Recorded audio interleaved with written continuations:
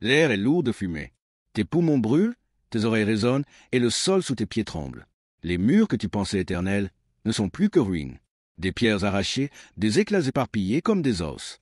Et au-delà de cette porte brisée, un horizon infini de cavaliers. Leurs bannières claquent dans le vent. Chacune porte un seul message. Tu ne sortiras pas vivant. Mais voici la vérité que personne ne t'a jamais dite. La mort n'est pas la pire chose que les Mongols pouvaient offrir. Loin de là, car s'ils décidaient de te laisser respirer, ceux qui suivaient pouvaient te faire supplier pour la mort. Pas une fois, pas deux fois, mais à chaque heure qui passait. Voici le monde de l'Empire mongol. Un empire qui ne se contentait pas de conquérir. Il écrasait. Il remodelait des vies, transformait la survie en punition, et faisait de la terreur une arme plus tranchante que n'importe quelle âme. Ce soir, tu découvriras pourquoi être capturé par les Mongols n'était pas une victoire. C'était le début de quelque chose de bien pire. Quand les cavaliers de Gengis Khan entamèrent leur ascension irrésistible au XIIIe siècle, le monde entier trembla. Ce n'était pas seulement leur habileté à l'arc et à cheval qui pétrifiait les royaumes. C'était leur réputation. Une simple rumeur de leur approche suffisait pour qu'une cité se rende avant même de voir une flèche. Les murmures voyageaient plus vite que les sabots. Et ces murmures n'étaient pas des contes. Ils étaient réels. Des récits de villages effacés, de cités incendiées, de survivants transformés en avertissements vivants. Chaque acte de cruauté était calculé. Chaque punition avait un but. Les Mongols n'avaient pas besoin de légendes, ils les créaient. Pour les Mongols, la cruauté n'était pas cachée dans des cachots. Elle se jouait en spectacle. Lorsqu'une ville refusait de se rendre, la punition devenait une représentation publique. Les survivants pouvaient être forcés d'assister à des exécutions de masse, sachant qu'ils seraient les prochains. D'autres étaient mutilés puis relâchés, visages tailladés, nez tranchés, oreilles coupées. Leurs corps brisés voyageaient à travers les terres comme des messages écrits dans la chair. Voilà le prix de la défiance. Même survivre n'était pas vraiment survivre. Parfois, les prisonniers étaient attachés ensemble et poussés vers la ville suivante assiégée, utilisés comme boucliers humains contre leur propre peuple. Imagine, tu vois ton frère, ton voisin, ton ami poussé en avant, les cordes entaillant sa peau. Si tu décoches ta flèche, tu le tues. Si tu retiens ton tir, les Mongols atteignent tes murs. Dans tous les cas, ils gagnent. Contrairement à d'autres conquérants, les punitions mongoles n'étaient pas aléatoires. Elles étaient délibérées. Une stratégie cruelle, conçue pour semer la peur maximale. L'une de leurs méthodes les plus infâmes, la mort par piétinement. Les prisonniers étaient allongés au sol. Les chevaux avançaient lentement, méthodiquement, une côte à la fois. Pas de galop sauvage, mais un écrasement froid, calculé, de chair et d'os. Ce n'était pas une question de vitesse. C'était une lente désintégration du corps et une déconstruction encore plus lente de l'esprit. Et si la victime était un noble, une règle ajoutait une dimension. La loi mongole interdisait de répandre le sang royal. Alors le piétinement ou l'étranglement devenait la solution parfaite. Aucun sang versé, aucune loi brisée. Mais le message restait le même. Aucun n'est hors de notre portée. Les Mongols savaient que la douleur n'était pas seulement physique. Ils comprenaient quelque chose de bien plus sombre. Ton imagination pouvait te détruire plus vite que n'importe quelle âme. Avant l'exécution, les captifs étaient affamés, assoiffés et forcés d'assister à la torture des autres. Parfois, on ne leur montrait même pas leur propre sort. On les laissait seulement écouter le claquement des cordes, le craquement des os, les hurlements d'agonie dans l'ombre. Et l'attente était une punition en soi. Pour ceux qui étaient épargnés, la survie signifiait quelque chose de pire que la mort. Les mutilations faciales faisaient d'eux des cicatrices vivantes, des rappels permanents pour leur peuple. Chaque fois qu'on les regardait, on ne voyait pas un homme. On voyait les Mongols. La punition n'était pas toujours seulement destinée à effrayer. Elle était aussi pratique. Les prisonniers pouvaient être transformés immédiatement en ouvriers, contraints de creuser des tranchées, de déplacer des engins de siège ou de transporter des vivres jusqu'à l'épuisement. Tombe une fois et tu étais abandonné dans la boue. Un cadavre, un avertissement, un outil. Même la mort avait son utilité. Parfois, les cordes devenaient des armes.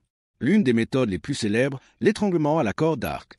Un cordage enroulé autour du cou, serré jusqu'à ce que la vis s'éteigne propre, efficace, sans une goutte de sang. Parfait pour les nobles, parfait pour le spectacle. Mais tout le monde n'avait pas droit à une mort rapide. Certains étaient lentement battus à coups de bâton lourd.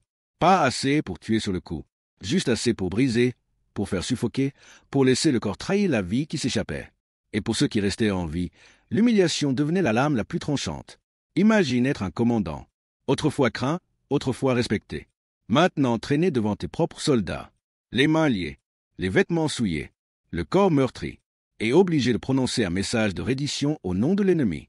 Tes hommes te regardent, leur fierté brisée, leur volonté détruite.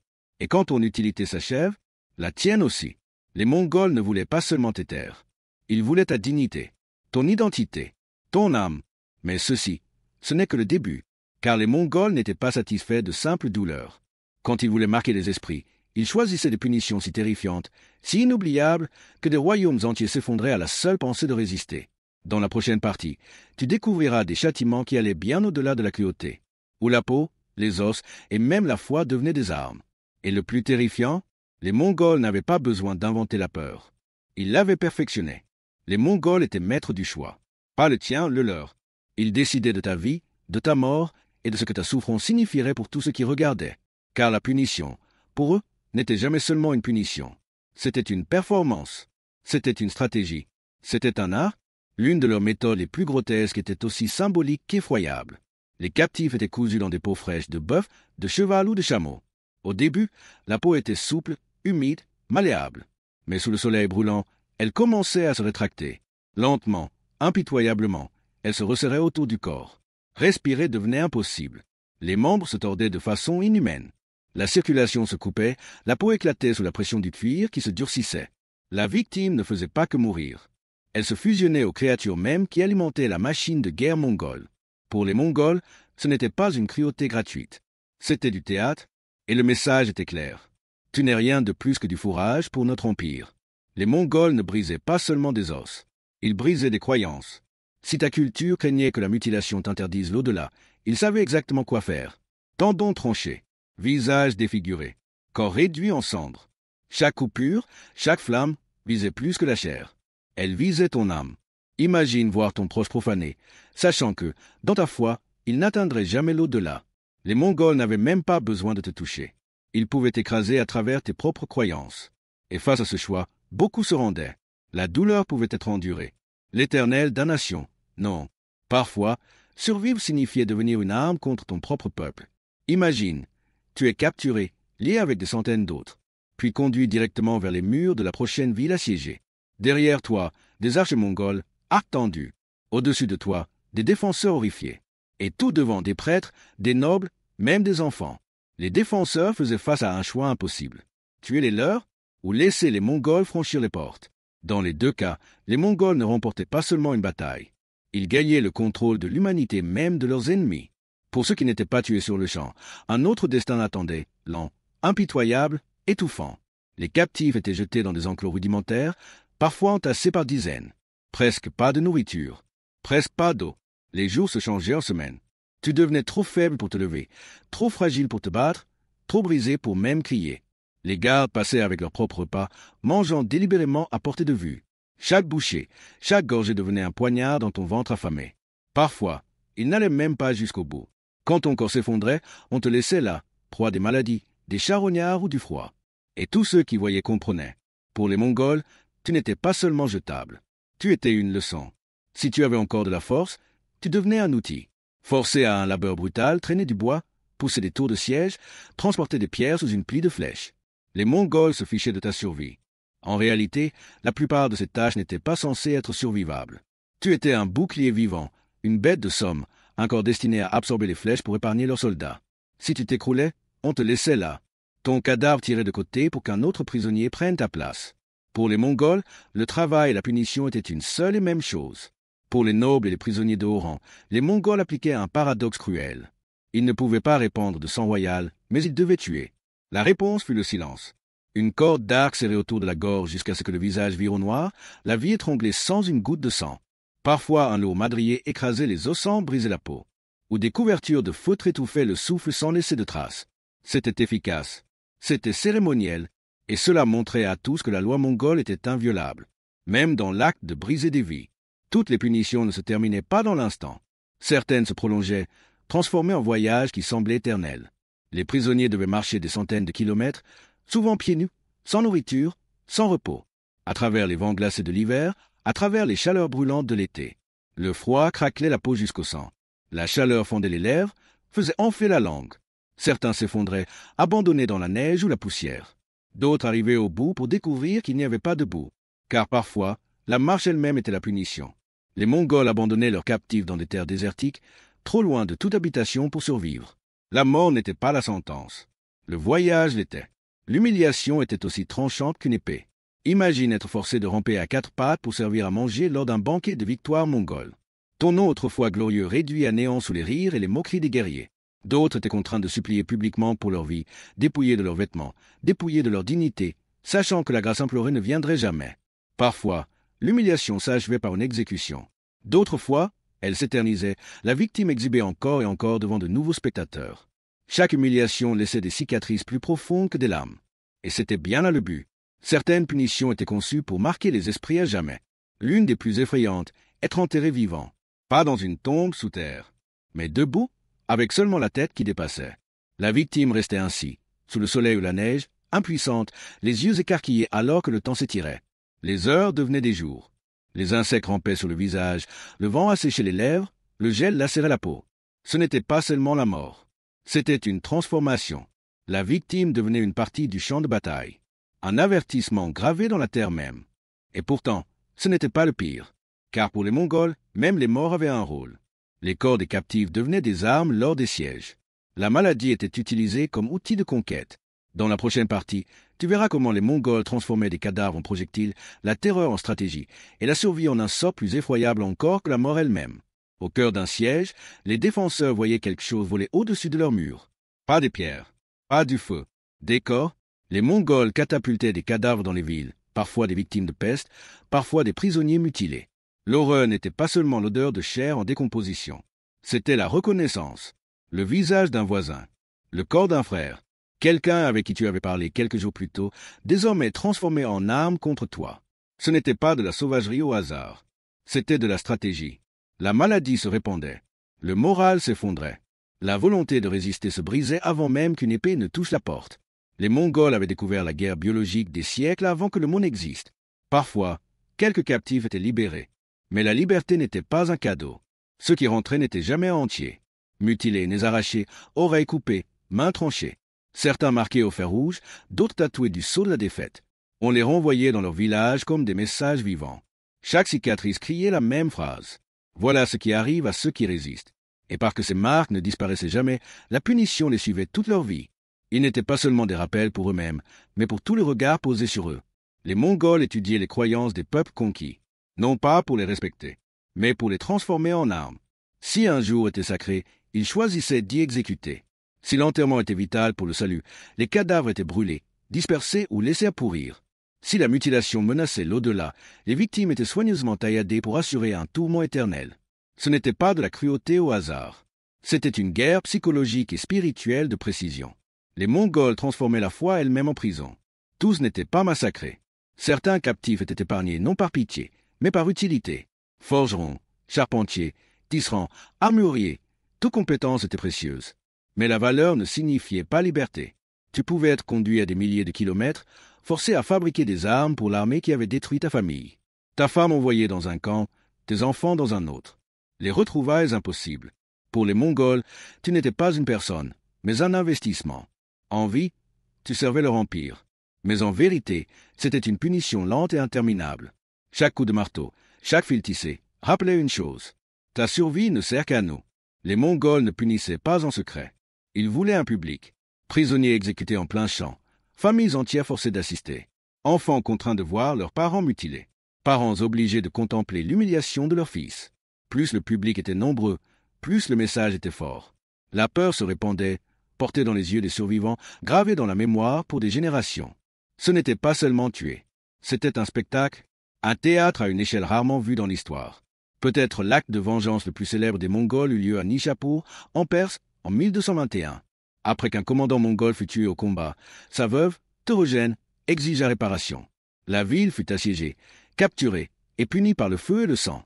Certains récits parlent de centaines de milliers de morts, bien que les chiffres varient. Mais ce n'était pas le compte qui importait. C'était le message. Les survivants n'étaient pas épargnés par miséricorde. Ils étaient humiliés, réduits en esclavage, déplacés, arrachés à leurs familles. Les artisans furent emmenés à l'est pour ne jamais revenir. La ville elle-même fut rasée. La punition ne s'arrêtait pas aux habitants. Elle s'étendait à la terre elle-même. Nishapur fut effacée, cicatrice gravée dans la terre comme rappel de la défiance. Les Mongols, maîtres des steppes, savaient comment faire de la nature une arme. Les captifs étaient laissés à découvert pendant des heures, parfois des jours, avant toute exécution. Dans le froid glacial, La respiration gelait, les doigts noircissaient et se brisaient.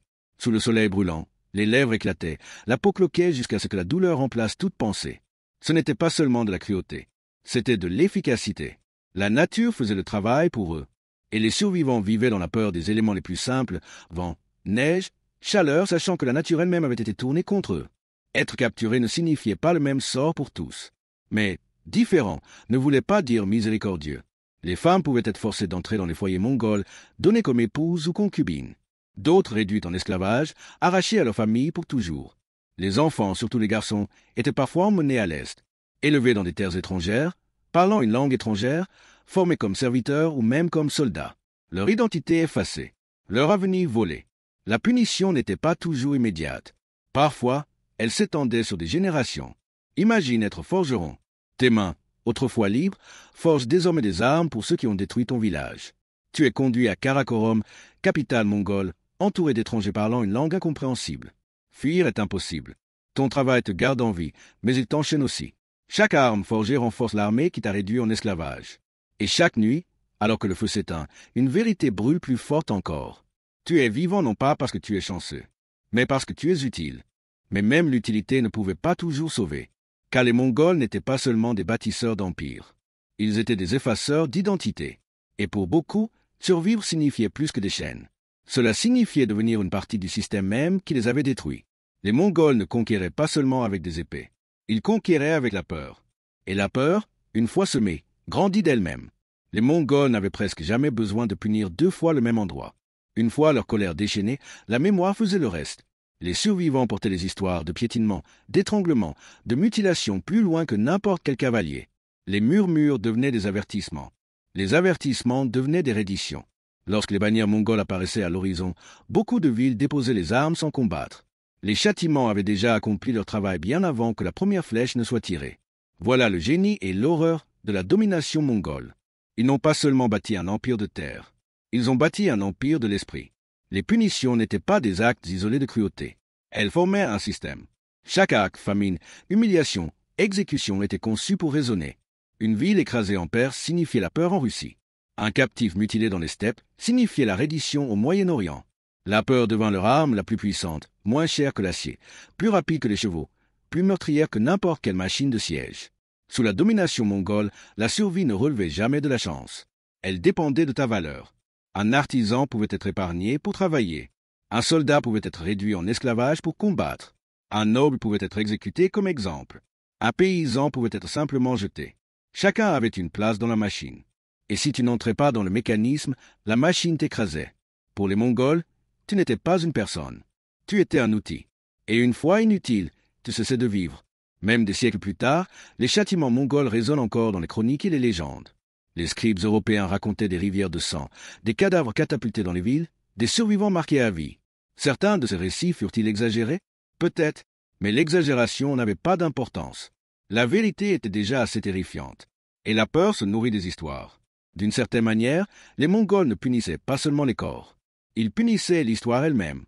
Ils gravaient leur terreur dans la mémoire, s'assurant que leur réputation les précéderait à jamais.